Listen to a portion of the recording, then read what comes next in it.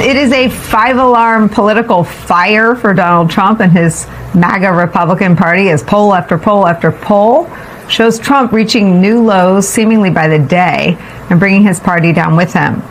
It appears to be driven by the dumpster fire of an economy in the telling of voters. The pollster Nate Silver has found that Trump's aggregated polling is near rock bottom, just 38% approving of his job performance on average, and a record 58% of all Americans on average disapproving of Donald J. Trump. That is the lowest that anyone has reached at this point in their term since the year 1946.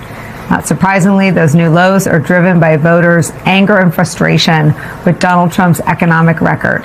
Trump is underwater 28 points on his handling of the economy, once a strong suit for him, just 33% approve, an eye-popping 43% underwater on his handling of inflation, which is 26% approving.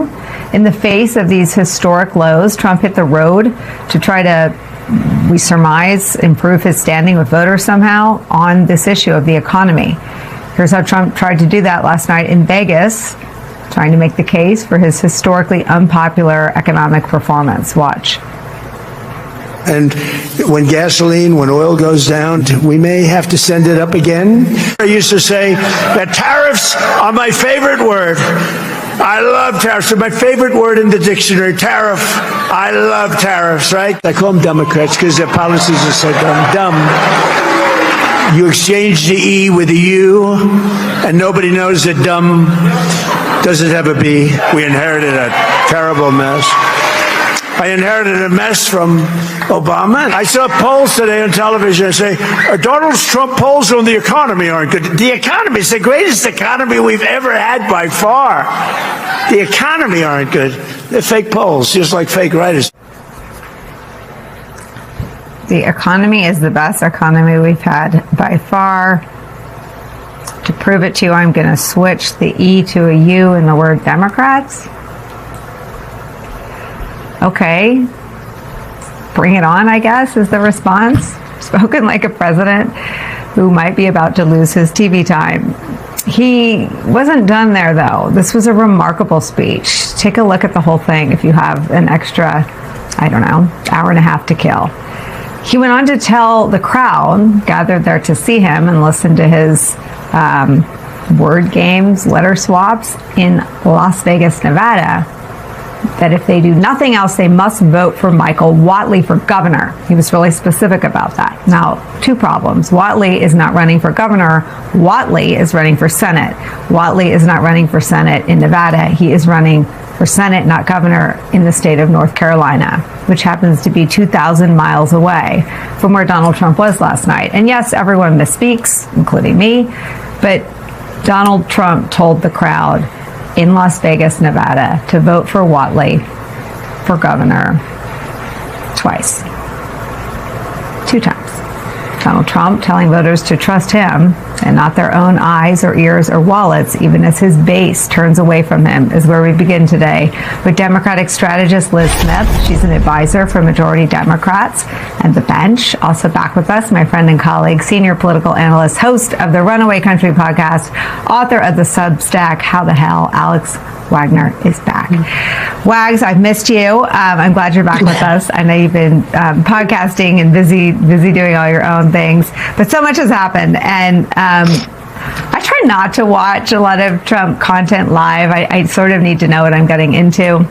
It's actually how I read thrillers as well. I need to know how they end these days. But this was amazing. And I sort of think maybe we should all go offline someday and watch one of these speeches together and just stop every time he says something wrong, crazy, deranged, or politically damaging, because he did all of that over and over again last night.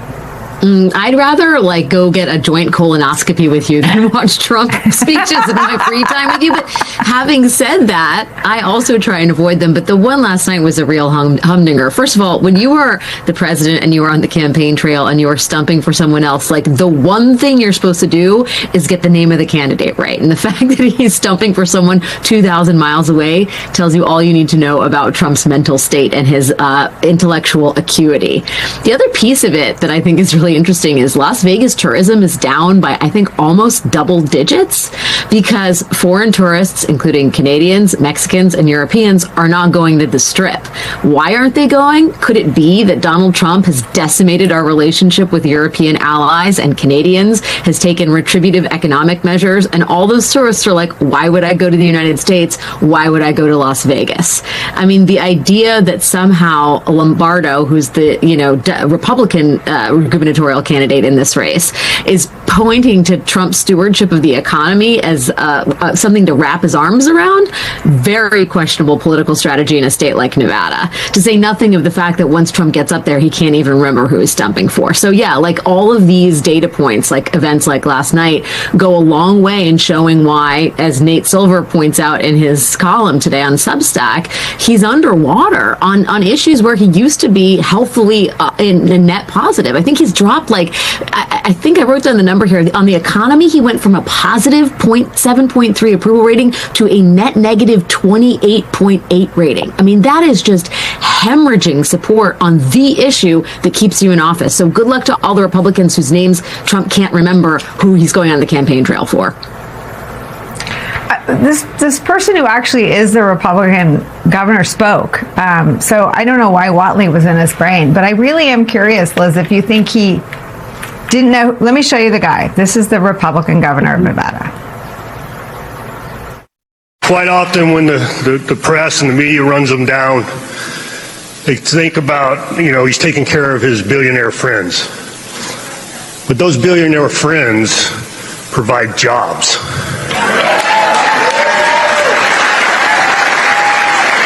And unless you take care of them, those jobs are absent. So, first of all, MAGA has gone from Make America Great Again to warm fuzzies for all the billionaires, quote, take care of them. That's the new message. But do you think he didn't know who that was, or do you think he didn't know where he was? Like, why do you think 2 times he calls out the Senate candidate in North Carolina? Well, I think Whatley had a pretty bad day yesterday. It turned out that he had called for getting rid of FEMA, so maybe that's why he was on the brain. But can we just go back to what Lombardo said? That's the sort of comment that you usually get from like a fundraiser that leaks. Instead, he just went out and said that just in front of all the media, in front of a big crowd, and sort of giving away what the Republicans' priorities are. But I want to go back to one thing that Alex said that was really smart, was talking about how the tourism industry in Nevada has been hit hard by Trump's policies. And that's how I think Democrats are going to be able to win this argument, not just by saying, okay, Trump is bad, but talking about the local impacts and things that they would do differently. You mentioned I'm an advisor to groups like The Bench and Majority Democrats. And at The Bench, what we do is we find oftentimes first-time candidates, people who have a lot of experience in their communities, who can speak uniquely to the things going on, not in like legislative speak that we all know Democrats often fall into. And when Bobby Polito in South Texas goes out and talks about the affordability crisis, he talks about how ICE raids are raising prices. He goes with the South Texas builders and says these ICE raids are creating labor shortages that are raising home prices, average home price per house by $10,000 to $20,000. We have people like Jamie Yeager, a farmer and a small businessman, who talks about USDA cuts, how they cut, a big contract he had to give